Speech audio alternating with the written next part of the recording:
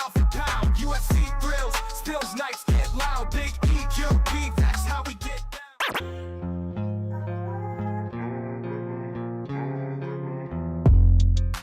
Yo, what's up, everybody? Welcome back to another episode of the GRP.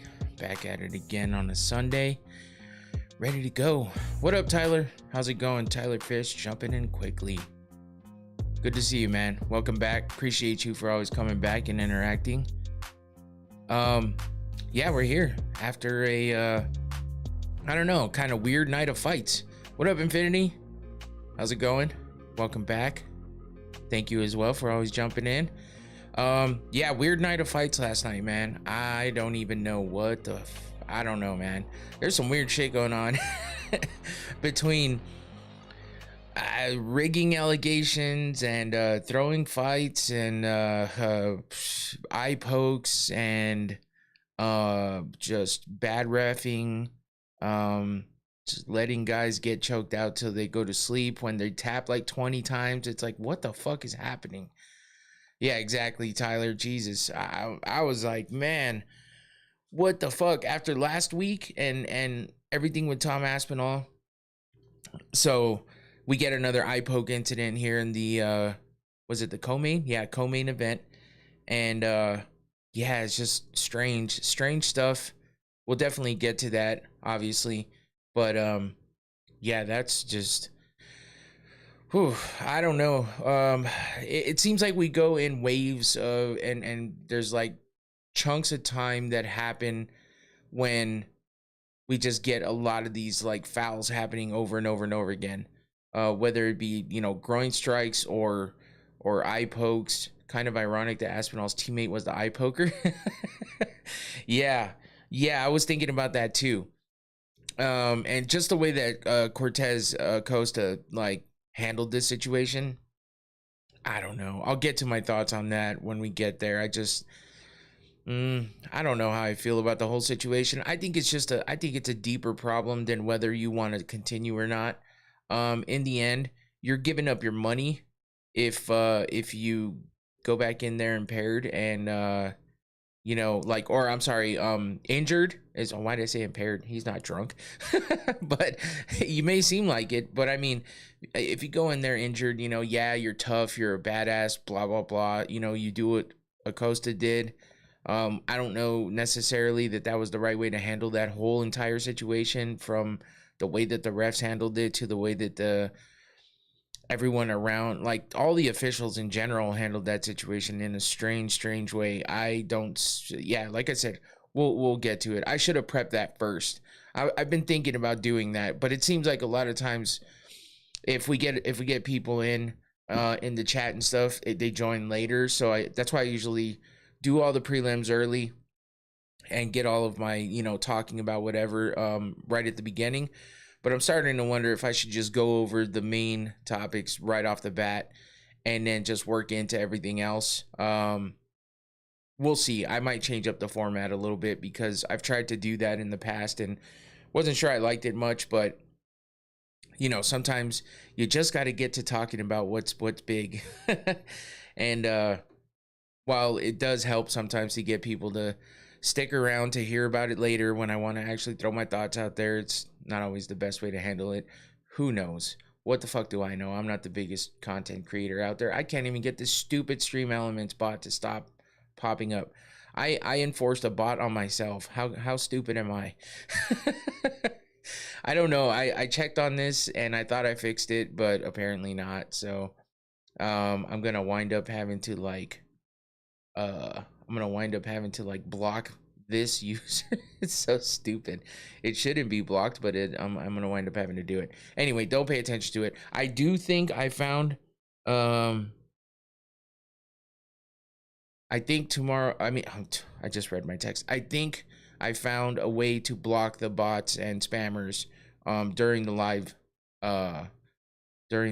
one. No, Infinity, this is something I did because I'm trying to find ways to block the bots during the live streams, because that's when they pop up, because of the fact that in the title, obviously we're going live with Watch Party.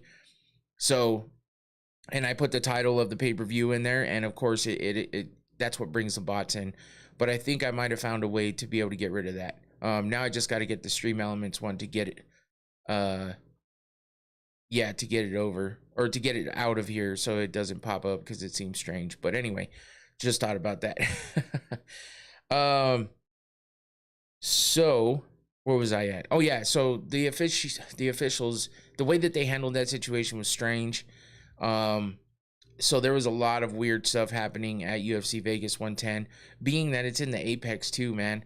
Like, I feel like there should be a tighter handle on what's going on, because there isn't all of the outside entities that you have to deal with all the fans, the crazy amount of people, the loudness, not being able to hear, the chaos. You don't have all that, and yet they seem to fumble even harder. So it's a very strange, just weird thing that happened, and we'll get to all of it. Other than that, you know, I talked about DBX4 last time, and on Thursday, and that was a pretty good event. I mean, DBX has some good action most of the time. That's kind of the way that I guess that rule set is built, and it lends itself to a lot of action, because obviously it's pretty much all stand up, because they can ground and pound, but they have to stay standing up to do it, which is a crazy kind of ripple in those rules. But I think that's what keeps the action going, and they break it up pretty quickly when, you know, they're kind of grappling in the corner, like dirty boxing type shit. But if they're not throwing punches, they're separating them. So there's a lot to dirty boxing, and I like it. I mean, for their 4th official event, they had that one private event that you got to watch later, which was pretty sick. And then they've, you know, grown, and now they're at their 4th event. And it, you know, it wasn't the most spectacular thing in the world, but there was a lot of eyes on it because of Gable Steveson coming in and coming over and fighting for the first time there. So that was good. Bryan Battle in the co-main, that was a good one too. So yeah, we'll talk about that here in just a minute as well. After we get over, you know, UFC Vegas 110. Karate Combat was kind of trash, honestly. I've watched a couple of their events, not all the way through, but I've watched a couple of their events, and they seemed okay. You know what I mean? Like, there's some action. It's a fun, different type of situation as far as rules in that one, and the way that their fighting area is set up, kind of Kumite style, a little bit of like a pit with angled walls and stuff like that. But there was something, I don't know, this weekend was weird for fights, and there just was not a lot of action going on. I didn't feel, I tried to watch it. I did try to watch it, and I was watching the Uriah Hall fight, and I was just like, man, I mean, they went to sudden death overtime, but it just wasn't the best of, events. And I'm in a group chat with the Combat Sports Today guys and a bunch of other, you know, people that they have involved in that, and just, it seemed like everyone was like, what the hell is happening? It just seemed a little bit off. So I don't know, maybe it was just a bad night. But that event happened on Friday. Not much to cover there as far as I'm concerned. You know, Uriah Hall won by, what was it? Sudden death overtime victory by decision, basically. Oh, they didn't update it. That's cool. I had trouble trying to find how to even 10 minutes to get a stretcher in the pit to get. Oh yeah, because they have to like take apart that piece of the wall, and fucking, yeah, that shit took forever. Like, I think I turned it off. That was probably when I turned it off one of the times, because I was just like, what are we doing here? They don't have a good flow for the way that their production is, and they just can't seem to get the action going or keep it going. And then when they finally have everything flowing, when they finally have it flowing, then the action of the fights it's not happening. So it's kind of weird, man. I don't understand it. It has potential to be great. We've seen some great fights come out of it, but I mean, it's been pretty quiet as of late. So, and then I can't even find results anywhere. I went to their actual webpage, and I couldn't find the results to the fights. I'm like, what the fuck is happening here? It just shouldn't be that hard. Then their stream crashed and they stopped the whole show to give some guy a brown belt. I heard about this. I didn't witness it. I did see the stream crash a couple times, honestly. I heard about it happening in the chat that I was in. And on top of that, when I was watching it one of the times, it crashed again. And I'm like, there's no way that this is that popular that it's crashing. It's just bad production again. And everybody has technical problems, you know, I do too, but I'm not a big organization trying to, you know, entertain the world and get huge off of the fighting league that they have. And they, you know, they are doing it for free on YouTube though. So I guess I can't blame them too much because shit just happens. But it was just, it seems like a lot of juggling around and fumbling around, and man, it was rough. So like, I was like, I'm not even gonna fucking cover this. My PC almost ended up in the pool this past week. Yeah, I get that, man. Believe me, when I was having all those problems too, we took all that time on screen share and stuff with everybody, and finally got it figured out. But man, that was rough. So it sucks, especially when you find out that it's just something out of your control at the moment. That's even worse. So, but yeah, I was gonna talk about who won in karate combat, but I can't even find the goddamn. Hey, Tyler, you seem to find stuff, man. If you find it, let me know where to find the results. Because I just can't seem to find it. I was just curious. I never heard if Luis Pena won. Did he win? That's really all I care about. I know Uriah Hall won. There wasn't really anybody else on that card that I care about, honestly. I just couldn't seem to find the goddamn. Maybe I'm stupid. I also didn't give a fuck that much, really. I hate to say it, but it's true. So I gave up pretty quickly. I don't even know why I'm looking for it now. Anyway, did Violent Bob Ross win? And if so, how? That's really all I was looking for. I saw that Uriah Hall won. So, anyway, besides that, it's been a weird week. You know, I talked about it a little bit on Thursday. So, it's only been a couple days since then. The weekend happened. I got to go play some golf yesterday, which I did fairly well. And, for not having played for a while, usually I come back and I'm like garbage at golf when I take that much time off. I finally got to go play, and I did pretty decent. So I was pretty happy about that. And yeah, that's about all I did yesterday for the most part, besides watching the fights as much as I could. And yeah, watch the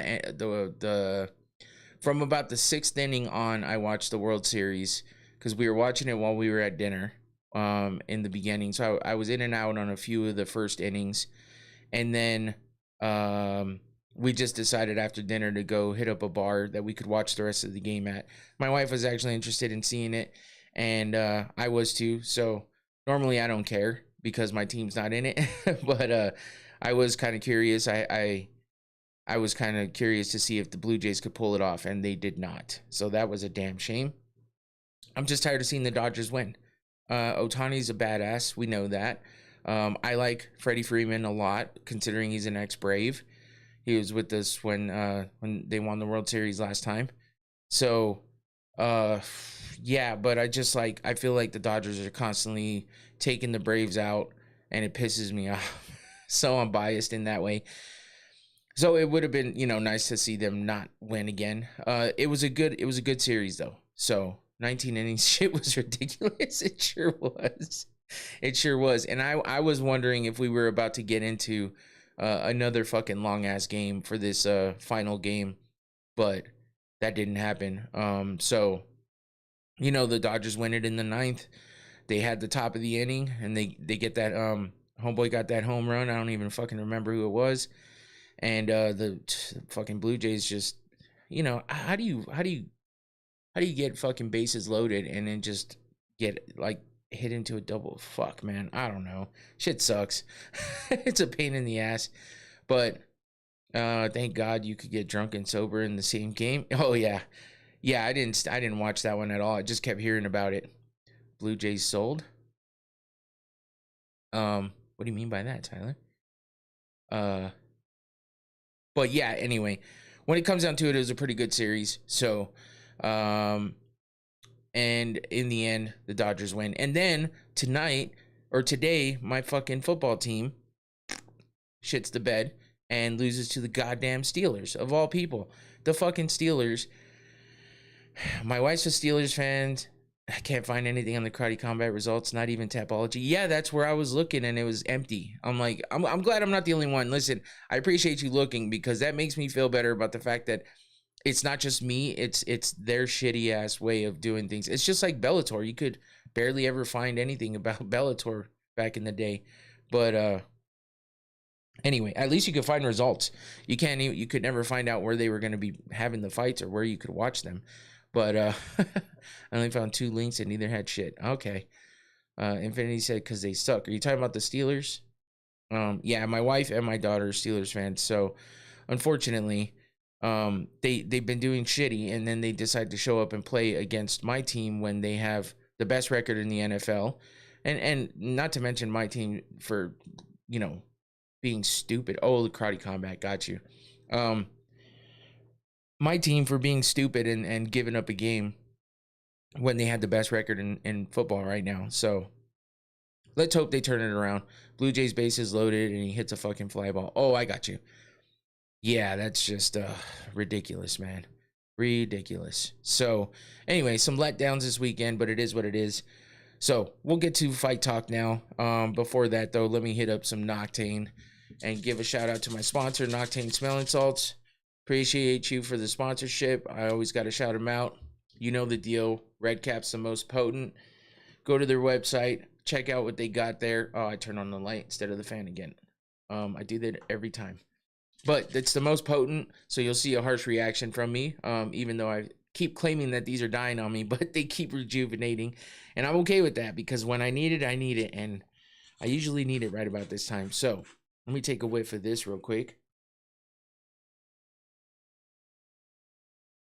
Oh, maybe they finally did. I might need...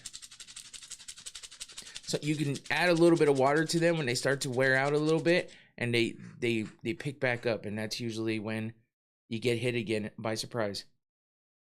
Oh, there it is. It just needed a second shake. Oh, and I got my eye. You gotta close your eyes when you do it, because it stings. Anyway, Noctane Smelling Salt. Whew. Gets you a nice boost of a little adrenaline rush, a nice boost of energy, and gets you awake and alert. And that's what I need sometimes. And I use it for long distance driving because I get a little tired behind the wheel.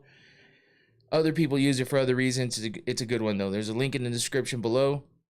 They're pretty affordable. They last a good long time, and it's a good product. So go check it out, Noctane Smelling Salts. Appreciate you for the sponsorship. Now let's get to what we're here for. And let's talk about some MMA and the UFC, of course. Here we go. I'll take a sip before we get going. All right. So we had UFC Vegas 110 happening at the fucking Apex, of course. And the first of 2 weeks in a row happening at the Apex. And, most of the time these fights are like not that great, because that's where they put when they need to just fight people. And when they have like the in between events where they don't have big names, so then they start to put the people that are kind of on some decent win streaks at the top of the card, and they get them, their exposure. They get them their fights that they have, that they're contracted for, their filler fights to fill the contract for the, TV deal, everything else. It's what the Apex is good for. I guess we have another one coming up in December. Hopefully that'll be the last one for the year, but we have one more coming up next week. So yeah, this fight card we already knew was not the best, and I was hoping maybe it was one of those sneaker fight cards that come up and give us some great fights out of it, and we got some good ones. It wasn't completely horrible, but there was so much weird shit happening throughout the entire night that it was hard to just be like, what this whole damn thing should have just been scrapped. But it's just one of those events. I'm hoping that next week's is going to be a little bit better. If I'm looking at the card, we have Gabriel Bonfim versus Randy Brown for the main event. Max Snell versus Joseph Morales. This card cannot be finished. That's your co-main. Muslim Selikov versus Euros Medic. Chris Padilla versus Ismail Bonfim. So the Bonfim brothers are both fighting on the main card. Ricky Simone versus Heoni Barcelos. And Christian Leroy Duncan versus Marco Tulio. I mean, not horrible, but damn. Who do we got? Adrian Yanez versus Kristen Quinones. That should be a good one. Myra Buena Silva versus Jacqueline Cavalcanti. Tisha Pennington versus Denise Gomes. That card is finished. It's just shit. Oh man, I was just, I was hoping I was wrong, and then they said, surprise, motherfucker, it's done, and it sucks. Yeah, I was hoping it'd be a little bit better. Miles Johns versus Daniel Marcos. Does that say November 1st? Well, this was for last week's card, Infinity, because I'm about to recap that. I'm just reading off what's happening next week because I was hoping for something a little better just to make me feel a little better about it, but no. So anyway, we'll get back to what we were doing, which was recapping this card. Shit. Yeah, I was definitely hoping that it was going to be a little bit of a better card next week, but we'll preview that one on Thursday. So if you want to come back and check it out, I'm not selling it very well by saying it's going to be a shitty card. But there's some decent fights on there to talk about. So obviously got to preview all of them, right? That's what we're here. That's what we do. So getting back to Garcia versus Onama, I did enjoy the main event. Garcia is a fun fighter to watch. Onama comes out ready to go and fight as well. So they were both on win streaks. Garcia being on a 6-fight win streak. Onama was on a 4-fight win streak. So they're both going to want to protect those win streaks, and they both came out to fight and win, and it was a pretty good fight. So the co-main event was the weird one with the eye poke incident, stopping and starting the fight in weird fucking ways. We'll talk about it when we get there, but man, Waldo Cortez Acosta getting eye poked and then coming back and winning, it's crazy. Ante Delia is kind of got cheated a little bit, but he also kind of cheated himself, I guess, if you want to talk about the eye poke in that way. We'll get to it. Otherwise, we had a bunch of submission wins. If you look at a lot of the finishes that happened on the card, which there was a pretty decent amount of finishes, and most of them were submissions all the way until we got to that co-main and main. Everything that was a finish before that was all submissions unless it was a decision, and then we got to the co-main and main and we got TKOs there. So kind of a weird way for that to go, but some of these submissions were pretty damn good. And we'll start with the card, or with the first fight on the card, which was Talita Alencar versus Ariane Cornelosi. But yeah, Cornelosi came out swinging, and she looked like she might be able to outwork Alencar on the feet a bit, but that kind of ended quickly. Alencar kind of turned it around in the middle of the round and basically wound up getting some good takedowns, and her grappling was working well. So, but she seemed a little tired coming out in the second round. I feel like she probably won that first round, maybe. And then Cornelosi was, kind of doing work and then just fell off. And Alencar just looked tired when she came out to the second round. But then the second round, she picked it up and she actually caught Cornelosi with some good strikes and gets her down to the ground. Damn near submitted her in the second round, but was able, I think it was at the end of the second round, she basically got saved by the bell, and then was able to turn around in the third round. Cornelosi made it a little tough, but she got all the way through, and then gets to 4 minutes and 36 seconds of the third round and winds up sinking in that submission by rear naked choke. She just kind of got the best of Cornelosi with the wrestling and grappling. Her ground game was superior at the time, and Cornelosi just looked like, I don't know, she looked a little bit slow at the end, and it just looked like she was frustrated. So Alencar, you know, was able to push through, considering she looked like she was real damn tired, and she was able to get that submission win at the end of the third round. So she moves to 7-1. Carnelosi's down to 15-4.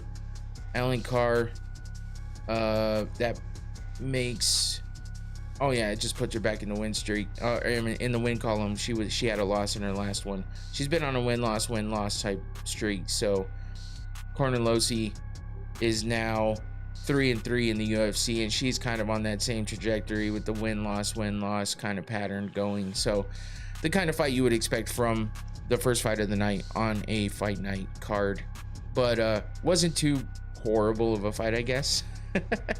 The submission attempts and stuff like that were pretty fun, and then watching her sink it in too, you know. Next up we had Hyun Ko versus Phil Rowe. And I'm gonna be honest, I wish I would have seen or paid attention more to this fight. I was a little bit in and out on this one. So, but Ko got some good strikes in on Rowe, as you can see. He gets the unanimous decision win. So it goes all 3 rounds.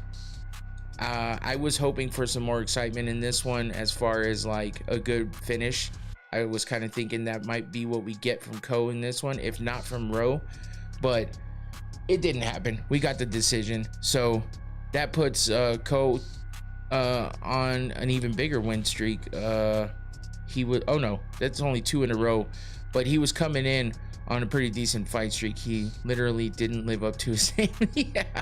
Yeah, I remember we were talking about that on last week, or on Thursday. So I was kind of hoping for something like that to happen, but it did not. But he now has a win over Obon Elliott and Phil Rowe, so not bad. And Phil Rowe drops to 11-6, 4-4 in the UFC. He was on a 2-fight win streak. No, he wasn't. That was grappling. God damn it! I hate that they put the grappling in here. Was that the code? Yes, it was Infinity, and he won, but he didn't KO anybody.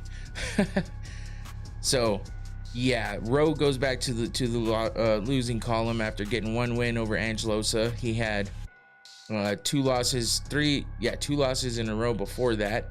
So yeah, we'll see what happens with Phil Rowe. Next up, we had Elise Ardeline versus Montserrat Ruiz. Another decision. We had a few decisions in a row here. Elise Ardeline, though, bloodied up Montserrat Ruiz, as you can see in these pictures, and was able to pull out the unanimous decision win there. Yeah, just not a whole lot. There's not a whole lot going on, you know. It's these fights were just one of those that I was in and out of, because it was tough. It was tough to, I didn't even think of reasons to go back and watch it, which I hate that, because, you know, there's little things you can miss here and there, but I mean, a lot of these women's fights, they kind of go the same way. If you've seen one, you kind of, unless something crazy happens, it's a little tough. And I hate to feel that way about the women's divisions, but unless you're getting the upper echelon of the divisions, you're not going to get a ton out of all of these. I'm hoping that I say that and it proves me wrong the next week coming up, when we have women at the bottom of the card again. I think usually decision. Yeah, exactly. That dumbass white shirt PMO. What? Oh, I got you. I know what you're saying. Yeah. Let's see, prelim card for the next one, and we're not starting with the women, but there is some women fighting. Yeah, Tisha Pennington, Mayra Buena Silva, but they're not starting the card next week. So who knows? Maybe we'll get some decent fights coming out of next week's card. But as for this one, Elise Ardeline gets the win. So I'm sure no, she's not the twerker. I always get her and the girl that twerks mixed up. What is the chick's name that twerks? It's not her, is it? Nah, I could be wrong. Who knows? Also, big news, Bo Nickal no longer. Oh, I saw something about that earlier and I forgot to go back and look. I saw something about that because I saw removed and you know, Aileen Perez is the twerker. Yes, you're right. Let's see. What I do remember about her and Elise Ardeline is that they both have OnlyFans. They like to promote that heavy on Instagram, so it's kind of hard not to know if you follow them on Instagram. But Aileen Perez is the twerker. Yes. But yes, Bo Nickel no longer on the main card. Didn't Ditcheva kick her head off before? No, Ditcheva's in PFL. So she's never fought in the UFC. We were hoping she came over to the UFC, but she did not. She re-signed with the PFL, which is a damn shame. But yeah, Bo Nickel, I saw it said removed, and then I saw that it was like, oh, the Dana White listened to the fans, and the fans think that Bo Nickel shouldn't be on the main card, so he was pushed down to the prelims. So that's interesting. We'll see how that goes. I forgot who he's even fighting. 322. Let's see, prelim. Is it 320? Oh yeah, Adolfo Vieira. Okay. Yeah, he's the featured prelim now. There was some other twerker she tried to rearrange their face, re-signing with PFL in the Big 25. Yeah, I don't know what that's about, but it would have been nice if she would have came over. She could have brought some good action to the women's division in the UFC, but I don't know. Aileen Perez was the one that let Merab slap her ass, right? Yes, I believe so. Yeah, so next women's fight, we had Norma Dumont versus Ketlin Vieira, and this was a split decision for Norma Dumont, and she was able to get the win over Ketlin Vieira. As you can see, landing some good strikes there. Dumont looked like she barely got touched from what I remember, and she comes out with the win there. Split decision, so, you know, hard fought win, but she got it. Moves up to 13-2. Not a whole lot else to talk about there that I remember, so we'll move on to Dante Johnson versus, oh man, okay, this is one that I was remembering earlier because I rewatched it. Because I saw it, made me think about it and rewatch it because I saw something again on social media that said Dumas got cut finally. I didn't see if that was confirmed or not, but I wouldn't be surprised. But then I went, because then I was trying to remember what the fight looked like, and I wasn't fully paying attention, so I wanted to definitely rewatch this one because of Dante Johnson and the fact that he was undefeated coming in. And I was definitely interested to see that fight, and unfortunately I wasn't able to pay full attention at the moment when it was on, so I was like, oh, I definitely have to go back and watch that one. So then I did, and I'm glad I did because it was a good fight. Johnson didn't just run through him, he made it to the second round for the first time, and you know, which is good. It's good for him to get that exposure, get that experience, and get that cage time. But against a dumbass like Dumas, who just seems to find a way out all the time, I guess I'll give him the credit for actually putting up a fight this time. He was doing some kind of weird, crazy, like rolling, not like rolling thunder kicks, but a modified version of it, I guess. It was kind of a little bit like a counter kick. It was weird, but it didn't amount to anything because Johnson didn't seem too fazed by it at all. And but I will say Dumas did, you know, he did some wrestling and grappling in the beginning of the card, and or the beginning of the fight, and he looked like he was actually motivated to fight, which is strange considering that's not the way he looked in his past few fights. But yeah, he gave Dante Johnson some good action in the first round, but Johnson was able to, you know, take him out in the second round, a minute and 25 seconds in, cartwheel kick. I don't know what it was, man. Honestly, he was like on the ground and Dante was like kind of coming at him on the ground, and I guess he just found the opening, like he was trying to roll out of something, and instead he threw a kick. He did it twice, which was weird, but it was like unlike anything I've ever seen. So I guess points for creativity. uh but it was just something that stood out to me because it led to him getting finished.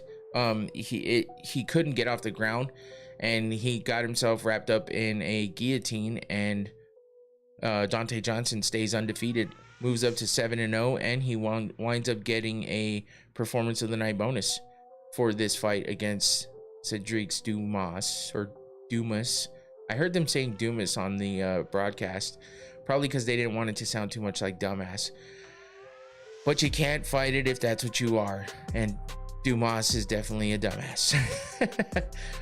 We'll see if he's actually cut from the UFC, because that does put him down to 0-2 in his last 3 fights. He had a no contest in there, which he got kicked in the nuts and just couldn't fight 51 seconds in the first round.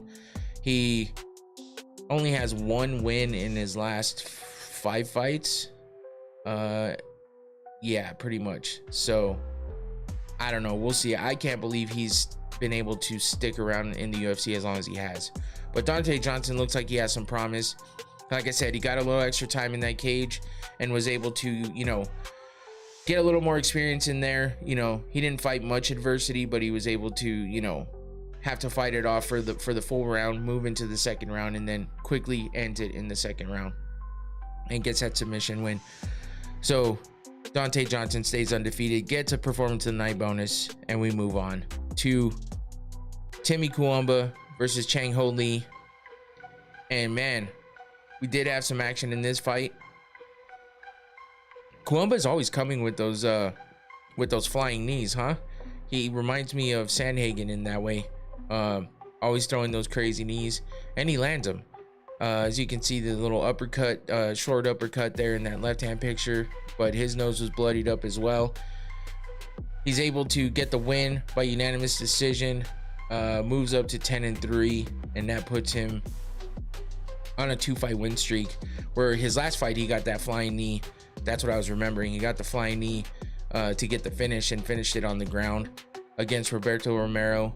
So after having 2 losses in a row to start his career in the UFC, he turns it around and is now on a 2-fight win streak. And he hands Chang Ho Lee a loss to put him at 2-1 in the UFC after he was on a 2-fight win streak of his own with a performance of the night bonus in his last fight against Cortavius Ramius. So we'll see how Lee bounces back from that first loss in the UFC. And we'll see if Timmy Kuamba can continue on the win streak that he's on. So that was a pretty decent fight there in the men's bantamweight division. And then we get to Billy Alencana. The last fight in the prelims, Billy Alencana versus Kevin Christian. Holy shit, Kevin Christian is tall as shit, right? He's 6'7". He's got a fucking, obviously a long ass reach with that kind of height. And he has an 80-inch reach, is insane. Fighting in the light heavyweight division. Alencana, yeah, 6'7".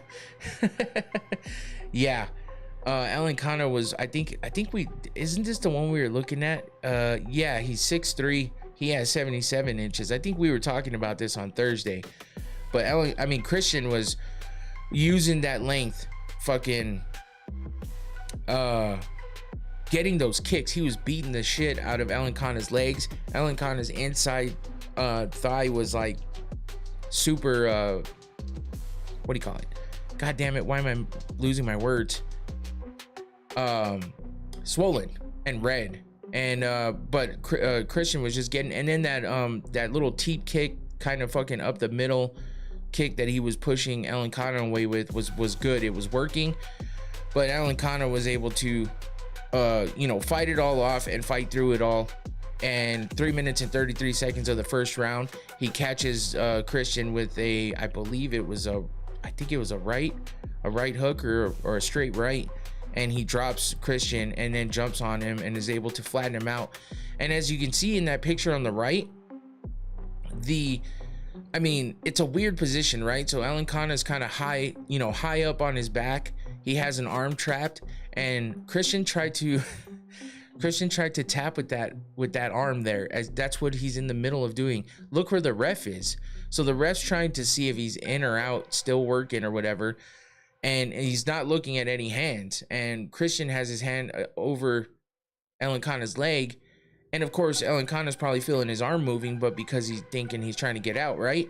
Well, no, Christian was actually tapping like fucking 10-15 times trying to tap, and the ref doesn't see it. He's tapping on the ground and not on Elencana's leg.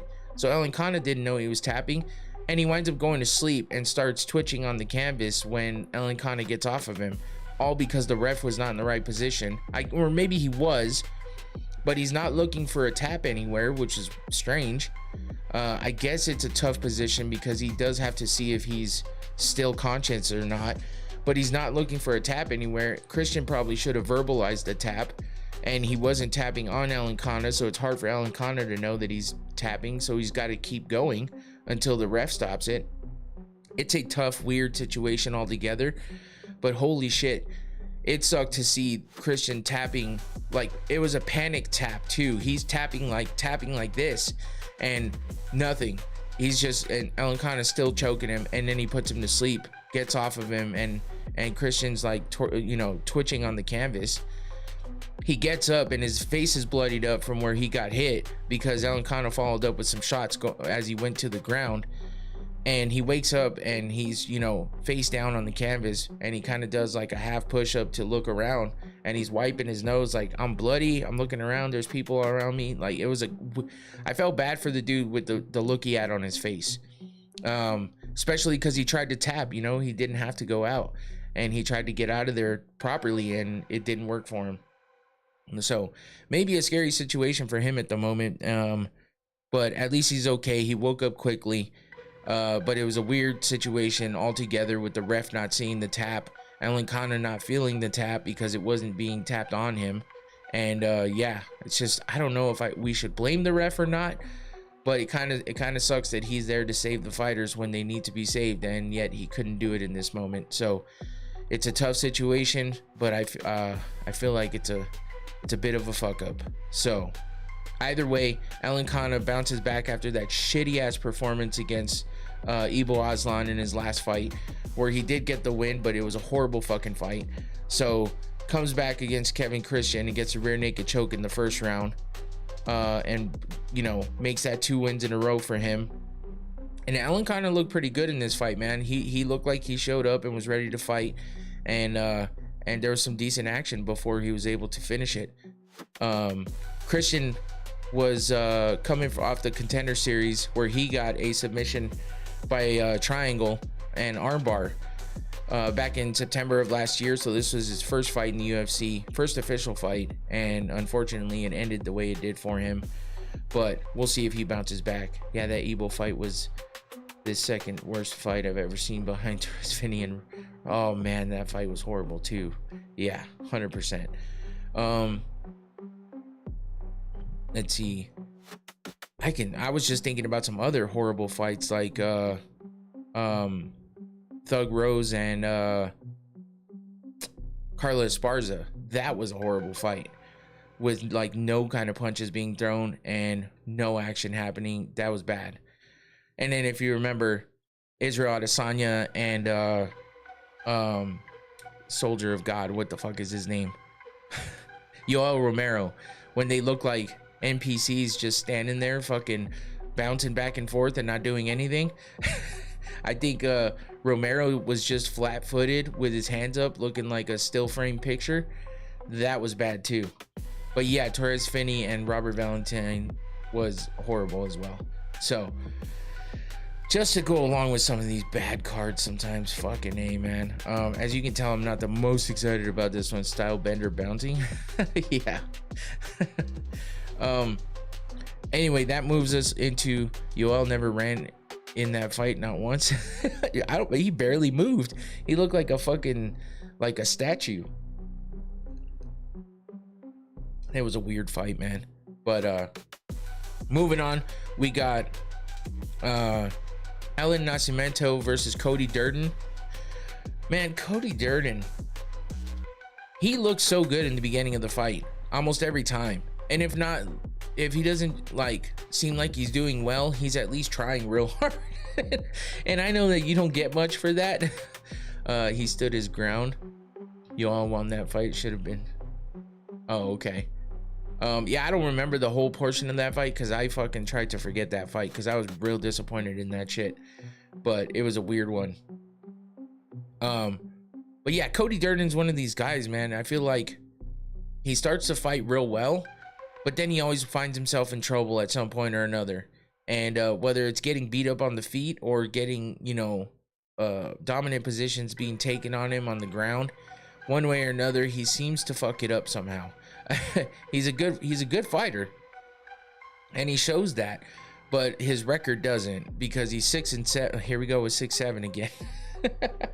He's 6-7 in the UFC. This is his third loss in a row. One by decision, one by TKO, and one by submission, which is this last one against Nascimento. Yeah, 6-7 again.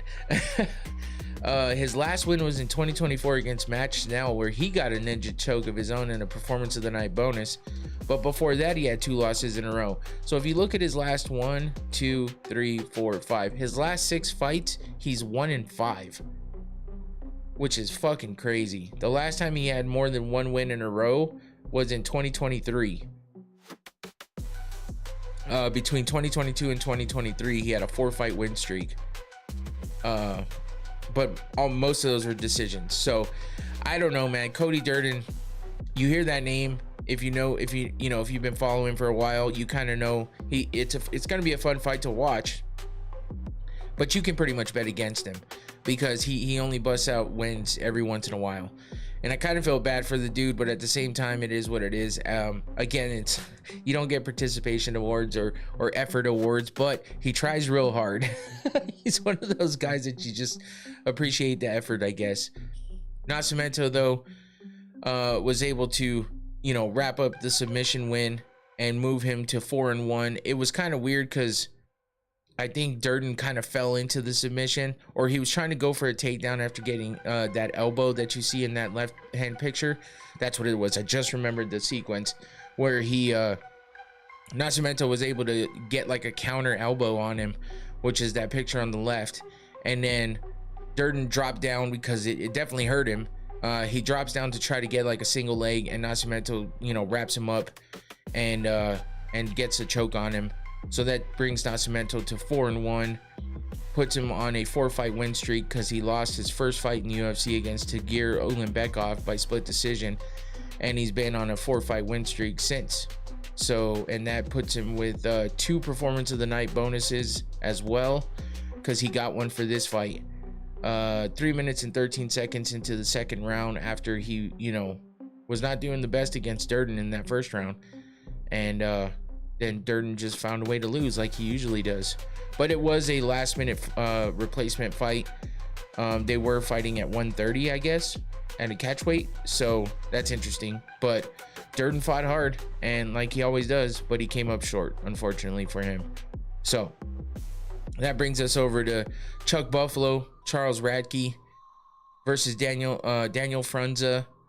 And once again, this gets to the third round, and once again we get to the last seconds of the third round is when the submission gets wrapped up, and Charles Radke winds up with the win. But before that happened, he almost had that choke wrapped up in the second round as well. So it's similar to that first fight of the night with the women, but Charles Radke looked pretty good pretty much throughout this fight. That takes him to 4-2 in the UFC. He was coming off a loss to Mike Malott. He's been on a win-loss type streak. And now he's back in the win column. 4-2 in the UFC. Daniel Frunza was coming off of a loss as well, and now he's 0-2 in the UFC, which is tough. And he's lost both of his fights by finish. The first one was that loss against Reese McKee, the doctor stoppage loss. And then now he lost by sub to Charles Radke. So we'll see if he can get that third fight, and we'll see if he can get a win with that third fight before he gets cut from the UFC. That's what usually happens there. But Charles Radke looking to put a couple of wins together and, you know, get moving up the ladder in the division for the welterweights. So Chuck Buffalo getting the win. It was a good one for him. Next up, we have one of the controversial fights of the night. And that's because, yeah, man, this one was first round submission by rear naked choke for Yadir Del Valle, but it was against Isaac Dugarian, right? So the issue with this, as you can see in that middle picture, is there's allegations of something going on with either what Tyler said being a rigged fight or some insider information getting leaked and possibly an injury from Dulgarian or something. But if you look at the way the fight went down, I mean, when they're blatantly talking about how incorrectly Dulgarian is doing everything in his defense to try to fend off this submission, there's no way to beat the allegations of being a rigged fight, because then Michael Chiesa goes on the post-fight show and completely just blasts Dulgarian and talks about how incorrect everything he did was and how it looked like he purposely was not trying to win the fight. So, man, it's tough. I guess a lot of action came in on Del Valle as far as betting goes right before the fight started or some shit like that, which is why there's all these, you know, crazy rumors going around. It says, let me read these real quick. This is 100% going to be investigated. Dulgarian's line dropped an insane amount in the last hour. A ton of money came in on his opponent round one. Can't wait to hear this one.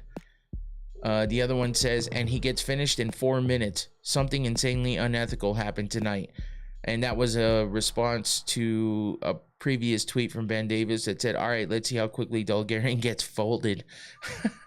And then another guy said, something is going on with Dulgarian versus Del Valle. Lots of money coming in on Del Valle. And Valle, I think is what is now. Well, I don't know why I'm saying it that way. It's Del Valle. And DraftKings pulled the prop odds for the fight. Very odd. Keep an eye on this one. So, some interesting shit there going on. Was the fight rigged, you know, between the fighters, or was it just thrown by Dulgarian because he knew that he needed to throw the fight? Was there an injury that was leaked, and that's why all the money? Who knows? But these are all the things that that were brought forward, and yeah, we'll wait and see what happens over the next couple days if any other news comes in on this.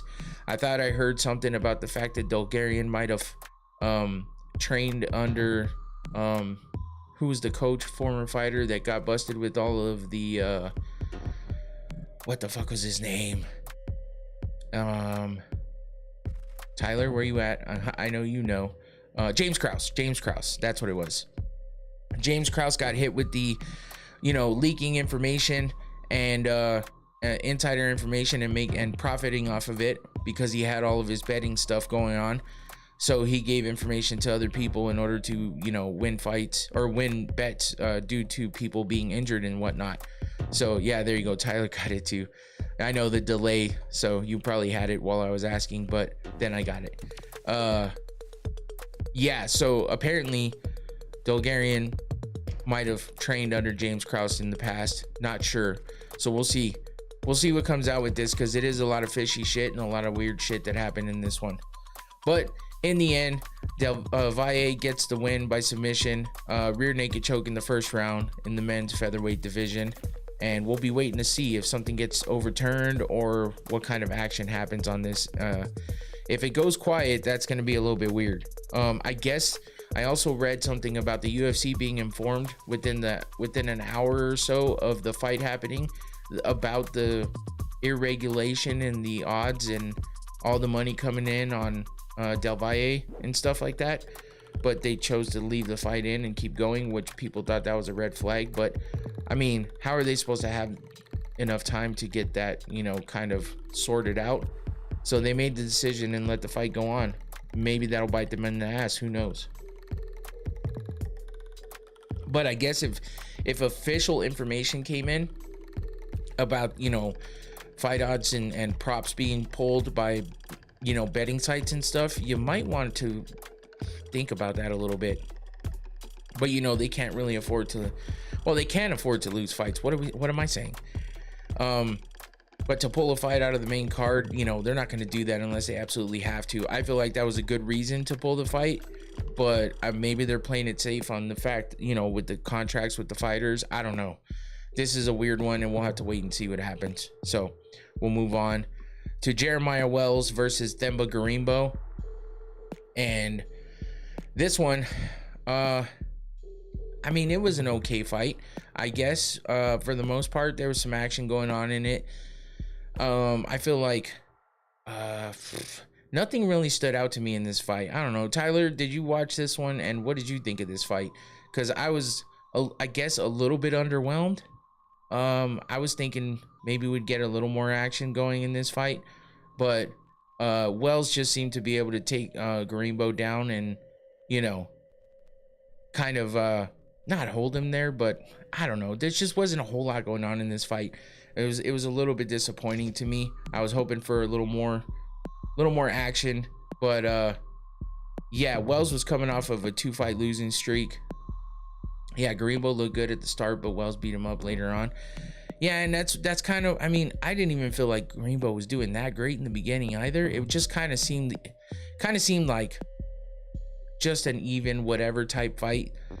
And then, you know, Wells turned it up at the end, so, you know, he was able to get the win. And that took him away from a 2-fight losing streak that he was on, puts him in the win column.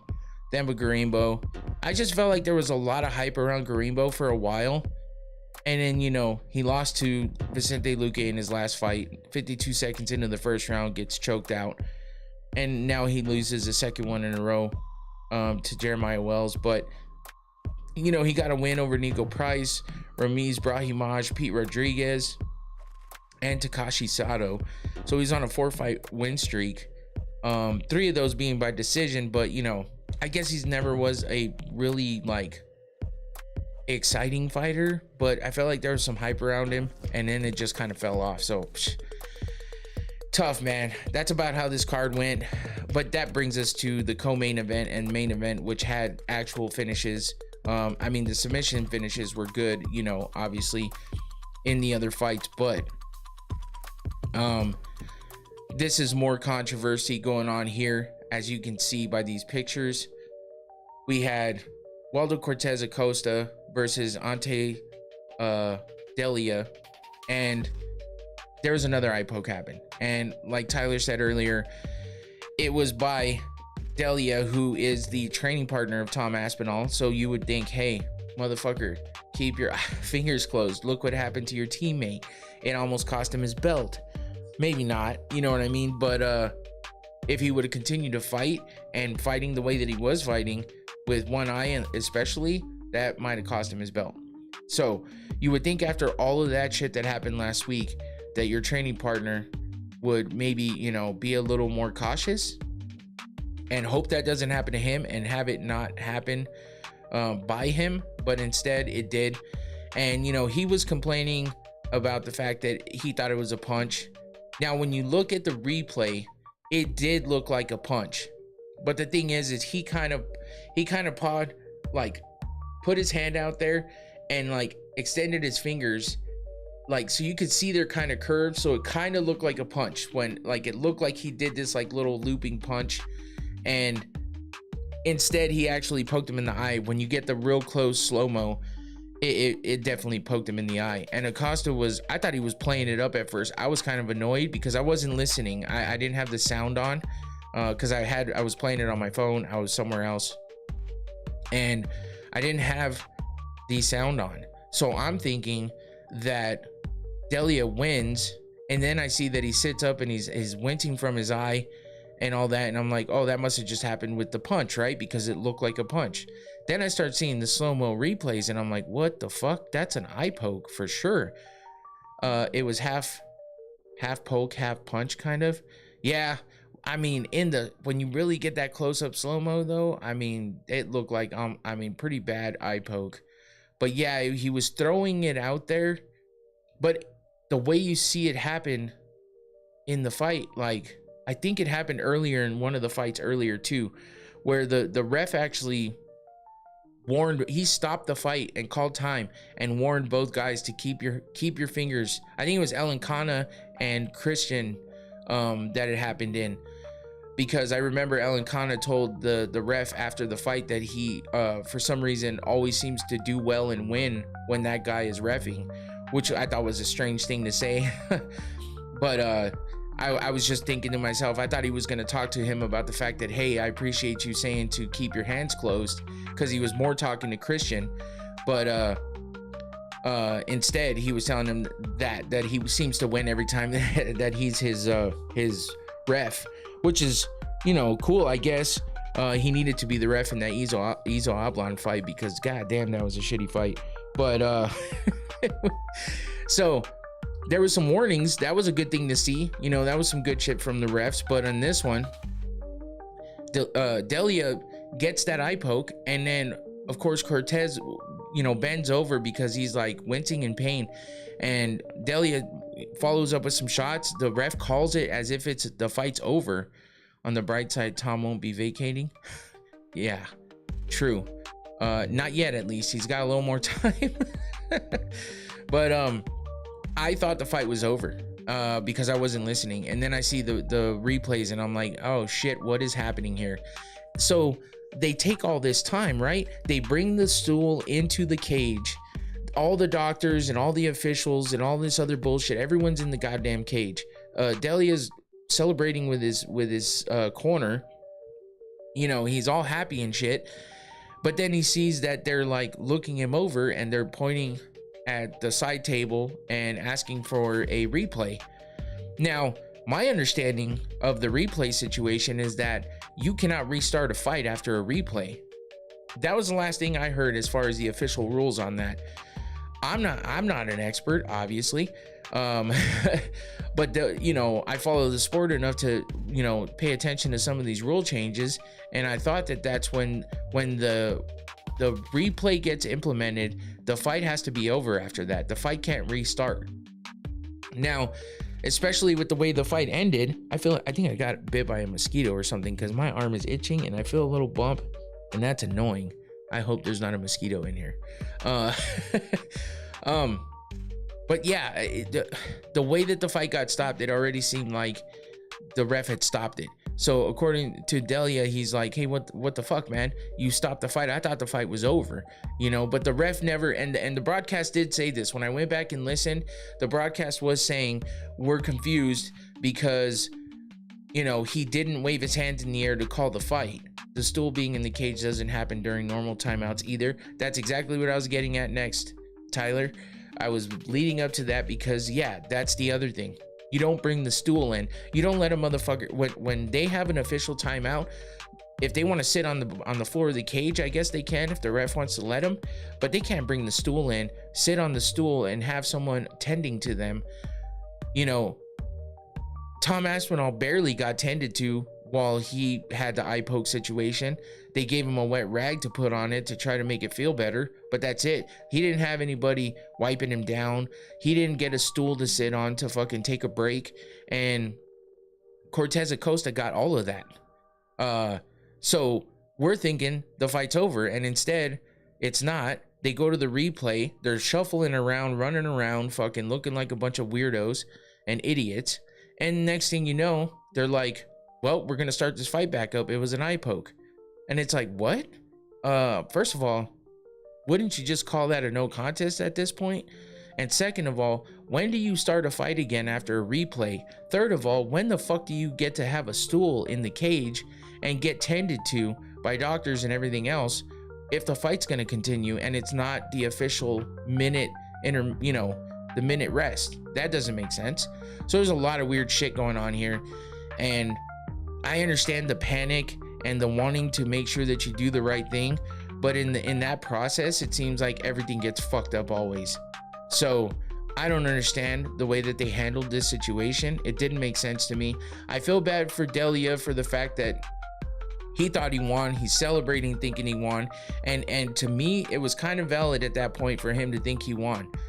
But, you know, of course, they're not always going to see the refs like wave the hands in the air and say it's over, because he got stopped as if it was over the way that a ref would usually stop him. So I can understand why he thought it was done and he's celebrating. And then to turn around and find out, guess what? The fight's gonna continue on after you watch your opponent sit on a fucking stool for however long, 5 minutes plus, and get tended to. And then you have to turn around and fight again after a huge adrenaline dump. You think the fight's over. That shit affects people for sure. The adrenaline dump happens all the time, and that's why when there's a foul, it's the worst thing in the world if you're on a roll about to finish somebody. So you kick somebody in the nuts, and the best way for them to get out of it and help them recover is, you know, to get that break. And, you know, if the ref is doing his job and sees the low blow or the eye poke, you're going to get that break. And that's going to leave the guy who was on a roll and on a hot streak to cool off. And it's going to allow the guy that got injured to recover. So it's tough. Then he got put down bad too. He was really wobbly getting him. Oh, fuck. Yeah, that was a bad scene for Delia after the fact, because that's what I'm leading up to, is the fact that you get all that happening. You turn around and find out you have to fucking continue to fight after the huge adrenaline dump and waiting for 5 minutes plus. And then you have to start the fight back up. And guess what happens in the first fucking sequence? The first exchange, Waldo Cortez Acosta lands a big right hand on Delia's chin and drops him and fucking finishes him on the ground. Like, talk about a fucking shit show. I mean, if actual rules were fucking disregarded at that point in time, which it seems like they were, that is a huge fucking robbery loss for Delia. Yeah, sure, you can say maybe learn how to take a punch better or fucking learn how to defend better. You can say everything you want, but he had to stand there wondering what was happening with all of his adrenaline just being dumped, and then turn around and turn back up to find out, to find out you have to fight and turn everything back up and not even get a feeling out process, because Waldo Cortez Acosta was pissed. He was yelling and screaming and jumping up and down. I mean, the eye poke really fucked with him. You could tell. And I mean, if he was playing it up, well, he did a damn good job, because I was like, damn, dude, my eye hurts just watching him fucking like wince in pain like he was. But so he was pissed, and he knew he had a sense of urgency because he knew how bad his eye was. So of course he's gonna come out there and do the most, because you might as well put it all on the line if you're gonna, but he turned around and he decided to go ahead and continue. So that's on him. But he did what he did with it, and he winds up getting the KO over Ante Delia.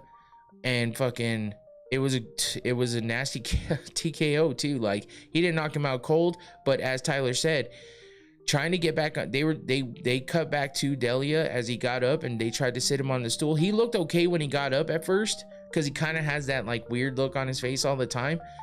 But when he went to take a step back and sit on the stool, he looked like your drunk uncle during the longest fucking backyard barbecue ever.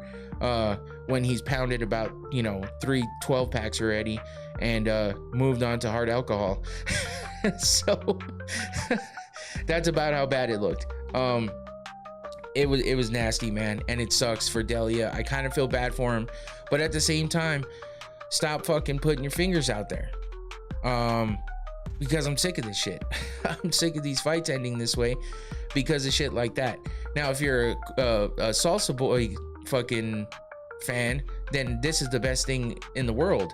But, when he got done with that fight, he damn near fell over as if he got hit again because of how bad I don't know if it was the pressure in the eye that was bugging him after, ground and pounding him out and fucking, all of that, because if you're just throwing and you're fucking throwing with strength and purpose, you got to have that pressure going to your head, right? Because you're just like putting everything behind it. So I'm sure that's what hurt his eye. I was looking at the replay after the fight was over to see if he got poked in the eye again on the exchanges, because of how bad like his reaction was after the fight was over. He's rolling around on the ground again as if he just got poked in the eye again. So it was kind of a weird situation and a weird just kind of event of things that happened. But I still feel like it was fumbled. quite a bit. The situation, the way it was handled, it was just all garbage, especially after last week's shit with the eye poke and stuff. You get the whole different situation here where the fighter decides to just continue fighting and actually gets the win after all of that. And, you know, so it kind of makes Tom Aspinall look bad in that sense. But if I was Tom, there's way more on the line for him, which is the extra pay you get for being a champion. And you lose your belt and your first fucking defense because you want to show and prove that you're a fucking badass and go back in there with a fucked up eye, also with a fucked up nose. It doesn't seem like the smartest thing in the world. So I kind of feel like Aspinall might have taken the right path.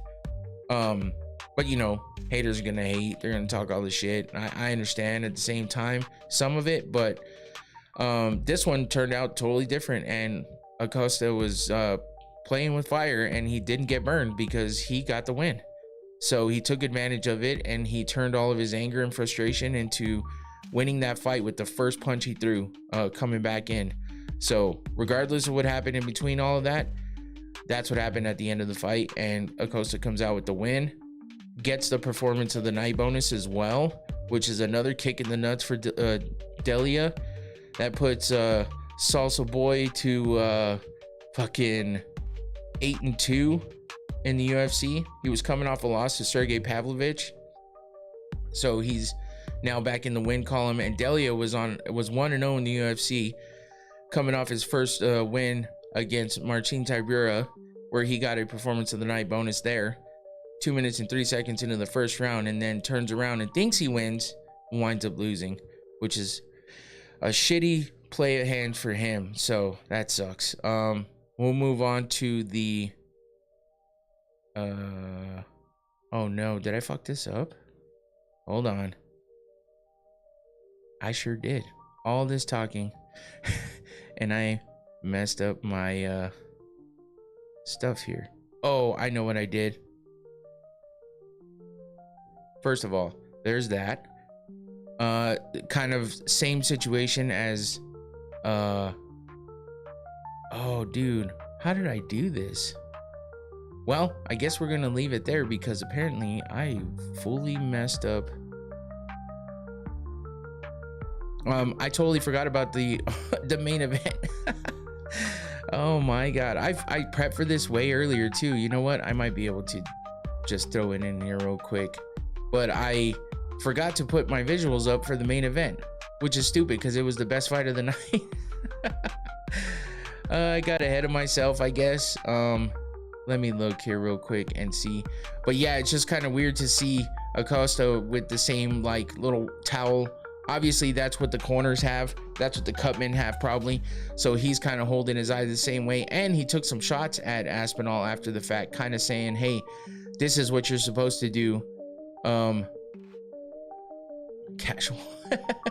This is what you're supposed to do. With the you know, when you get poked in the eye is kind of what he was saying, which I thought was a little bit of a cheap shot, but at the same time, you know, I understand. Oh fuck, see, I'm over here messing it up. You know what, I'm not even gonna try studio mode. I'm gonna do this all in front of you right now because I fucked it up. So let me get out of that one. Let me bring up this one and I will make it happen on the fly because yes, I'm a stupid casual and I forgot about the main event. Shame on me. That's okay. I was just, you disappeared. I should be back now, right? Infinity? Yeah, I think I tried to put it in studio mode and apparently I did it wrong. So I'm like, I'm just gonna do it on the fly. Yes, I'm back now. Okay, cool. Yeah, so there's one. Let me get the other one up here and then we'll talk about this main event. If I can find it. Where'd it go? There it is. There we go. Now you get to see me doing what I usually prep, and I move this stuff around and put it all on the screen.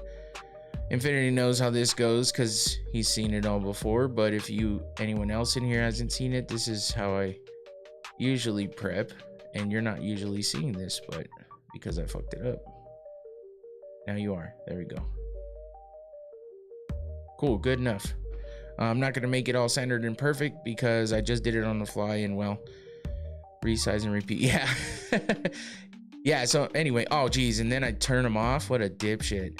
There we go. That's what I meant to do. Okay, so Steve Garcia versus David Onama, your main event. First round finish for Steve Garcia. He also gets a performance of the night bonus. And I mean, Onama looked pretty good in the beginning. But let me get through these. Oh, we'll leave it on Tyler Fish calling me a casual, which is hilarious. But yeah, David Onama, I thought he looked good in the beginning of the fight. I mean, Steve Garcia is just a mean motherfucker. I mean, his nickname is Mean Machine, and he definitely shows why he's that, why that's his nickname, because he just turns something on when he gets in the cage, and he just looks so good, man. And his striking is good. He finds openings. He works the angles. He's got the head movement. Garcia is the dark horse at 145. I feel like you're right about that. He's definitely going to make a good run for it, and he's going to give people a good run for their money in the upper echelon of that division. He's one of those guys that you just don't know. When you look at him, you're not thinking he's going to be one of the baddest guys in the division, but I feel like he's definitely making his way up there. He's 8-2 in the UFC, and now he's on a 7-fight win streak. After he lost to Mahashate back in 2022, he hasn't lost since, beating Chase Hooper, Meliquizel Costa, Sungwoo Choi, Kyle Nelson, Kelvin Cater, and now David Onama. So David Onama was on a 4-fight win streak himself, but that's one of the things I was pointing out was he had kind of lesser competition as far as that win streak goes. And you know, Steve Garcia, that's 1, 2, 3, 4 out of those 7 wins he's gotten performance of the night or fight of the night bonuses on.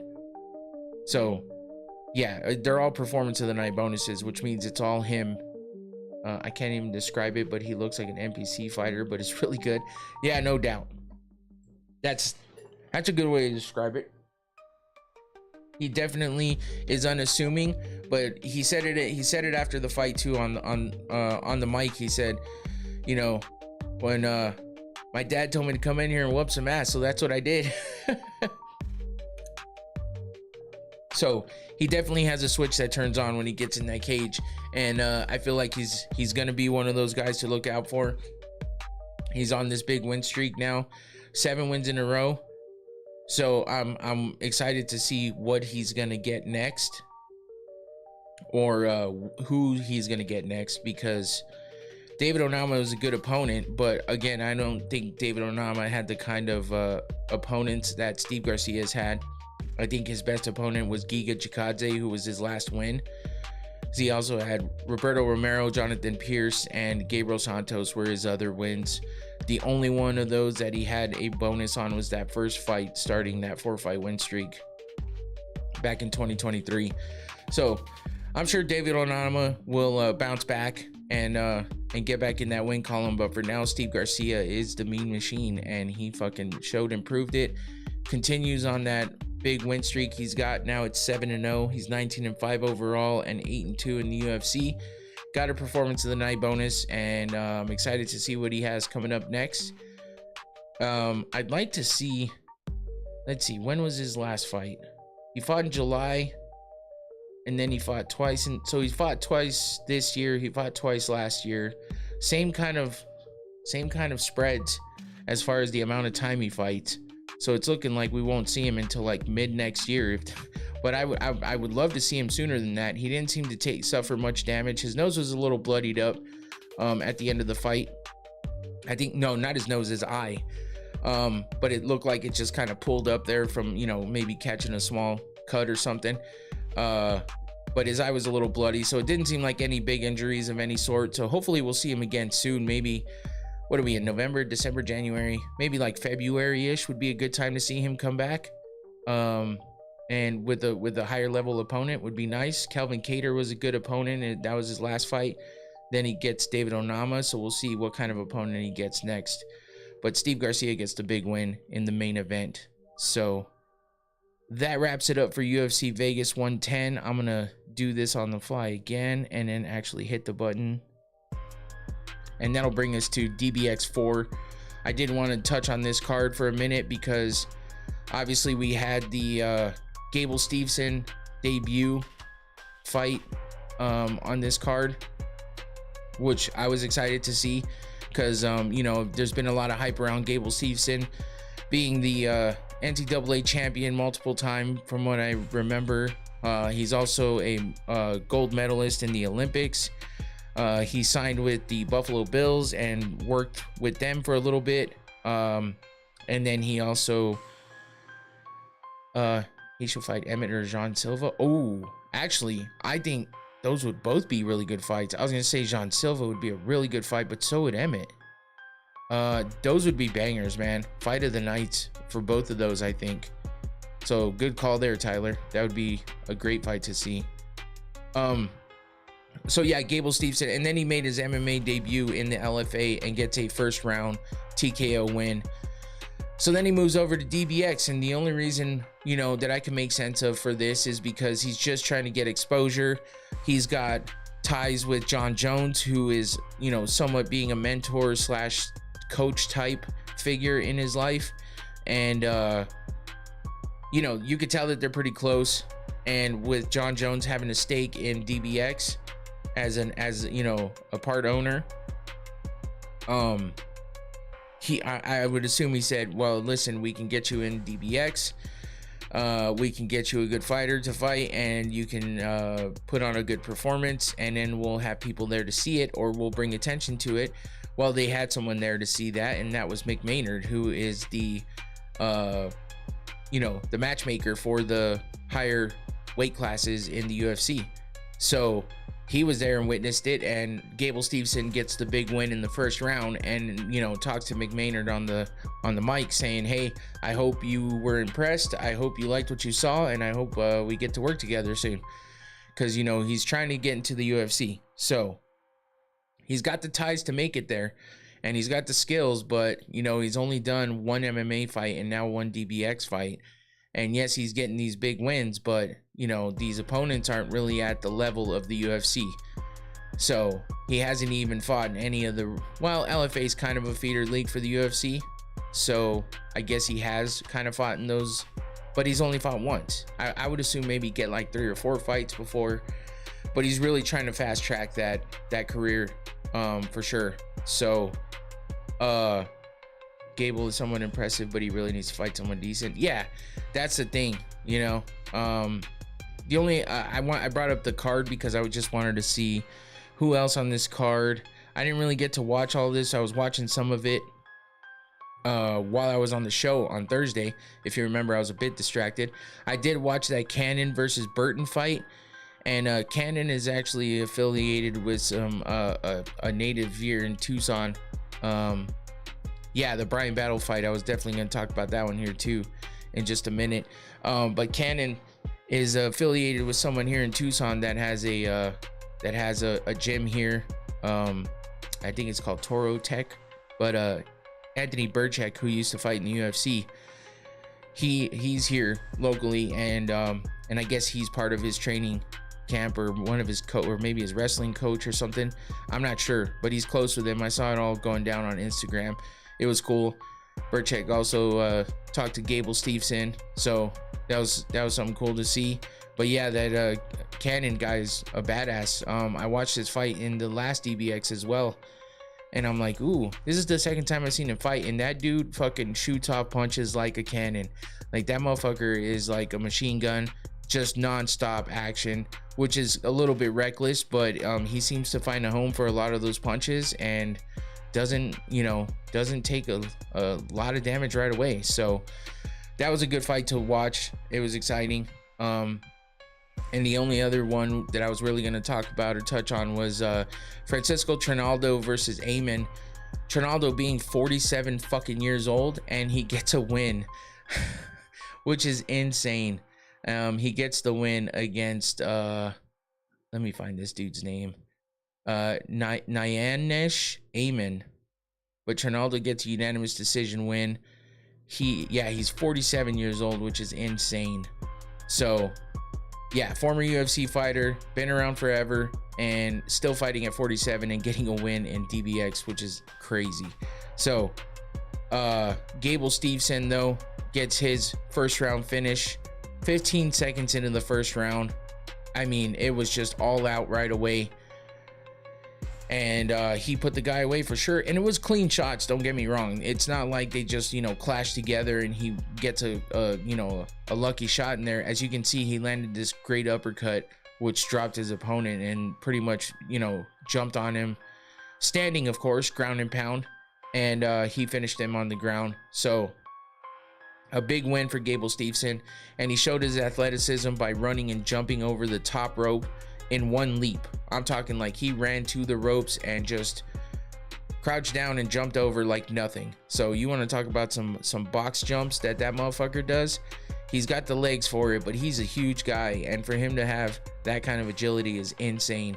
But we know what kind of athlete that Gable Steveson is. He's an elite athlete for sure. So I mean, I shouldn't be surprised, but damn, it was impressive. Watching a big dude like that do something like that was crazy. So again, you know, he talked to you know, Mick Maynard on the mic, and yeah, he's successful in his first DBX fight. Big Sexy was his opponent's nickname. Oh yeah. Which is hilarious. I just remember Big Sexy being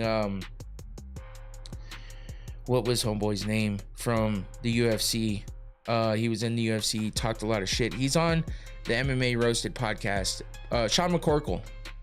That was his nickname. So it's kind of funny to see another guy with the nickname of Big Sexy.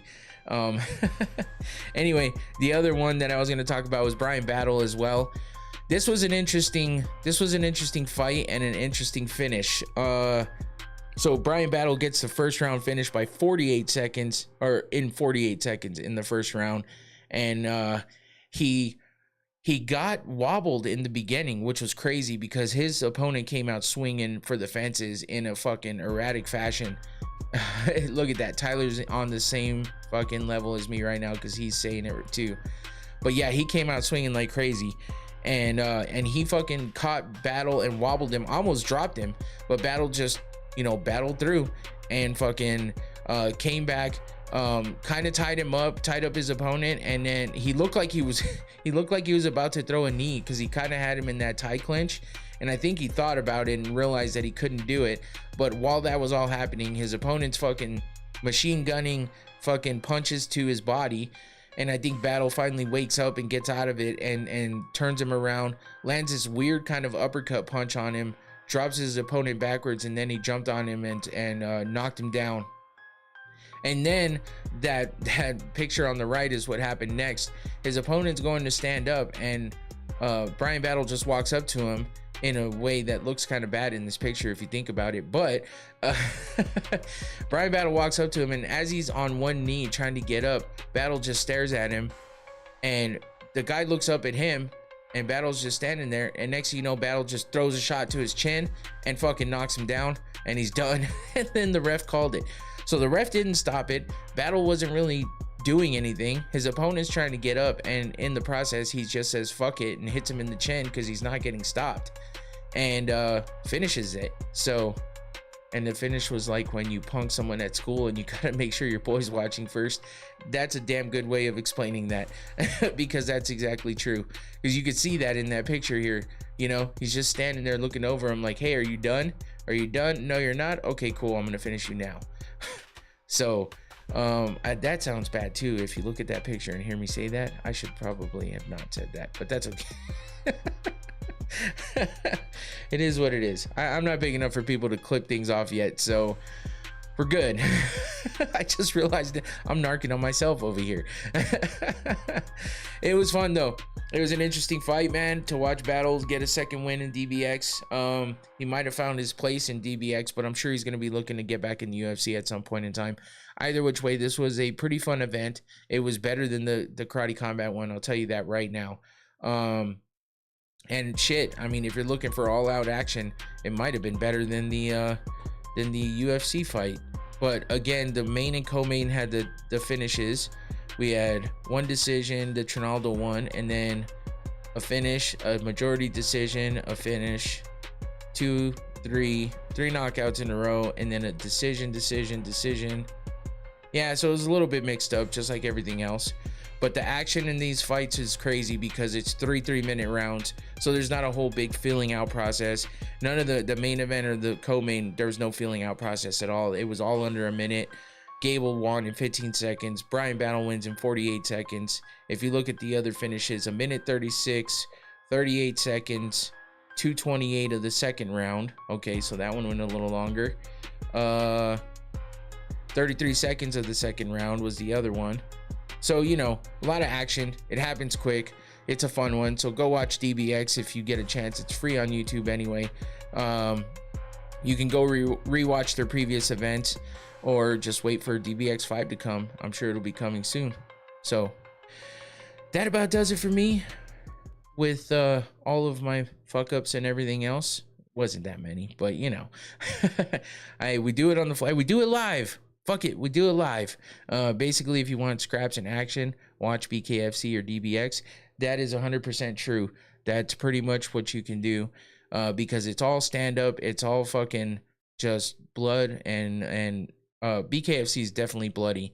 Lots of bloods and cuts and a lot of action because you know the rounds are shorter and BKFC is just brutal and crazy, and DBX just has short rounds and everyone's coming out there to win and they don't have a lot of time to do it, so it happens fast.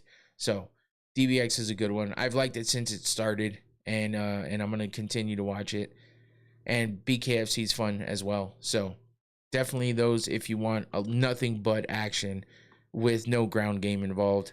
Otherwise, the UFC is still fun. It just sometimes it gets a little boring and a little bit annoying. So anyway, that's it for me. I appreciate you guys. Tyler, Infinity, as usual. Appreciate the support and the interaction. And it was fun, as usual. So come back on Thursday for the preview of the preview of, what is it, UFC Vegas 111 now? Yeah, because it's another Apex one. So thanks, guys. Appreciate you guys. And yeah, preview of UFC Vegas 111 happening on Thursday. Be on the lookout for some shorts and stuff. I've been trying to post those as much as I can. It's been getting some good traction and bring in some new subscribers too. So hopefully some of those people come in and watch the show as well. I know the long form content is different than the short form, but hopefully they can appreciate this part as well. So thanks again to everybody in the chat. Thanks again to everybody watching. Don't forget to hit the like button before you leave. If you're watching this later, hit that like button. Don't forget to subscribe and do all the other fun stuff too. Appreciate you all. Thanks again. That's it for me. I'm out of here. Peace.